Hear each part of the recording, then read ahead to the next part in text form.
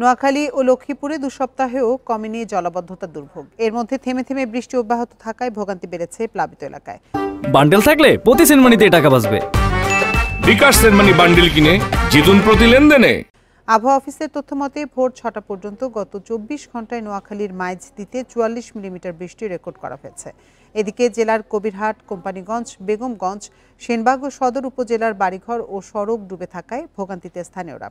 5 উপজেলায় এখনও পানিবন্দী প্রায় 90,000 মানুষ। লক্ষ্মীপুর সদর, রামগতি এবং কমলনগরের উপকূলীয় এলাকা থেকে পানি নামতে শুরু করলেও কমেনি দুর্ভোগ। এছাড়া এখনও জেলা শহরের অনেক এলাকায় বাসাবাড়ি এবং সড়ক তলিয়ে আছে। লক্ষ্মীপুর রামগতি সড়কের পূর্ব পাশের খালটি দ্রুত পরিষ্কার না করলে দুর্ভোগ বাড়বে কয়েকগুণ বলছেন স্থানীয়রা। রাস্তাঘাট, বাড়িঘর দুয়ার সব ডুবে গেছে। আমরা এখন জলাবদ্ধতার ভিতরে আটকে রয়েছি। বর্ষা মৌসুমে পানি অবরুদ্ধ হয়ে এই এলাকার মানুষের দুর্ভোগের শেষ নেই। মাছ চলে গেছে, আরো এরকম পাঁচটা পুকুর আছে, সব মাছ চলে গেছে।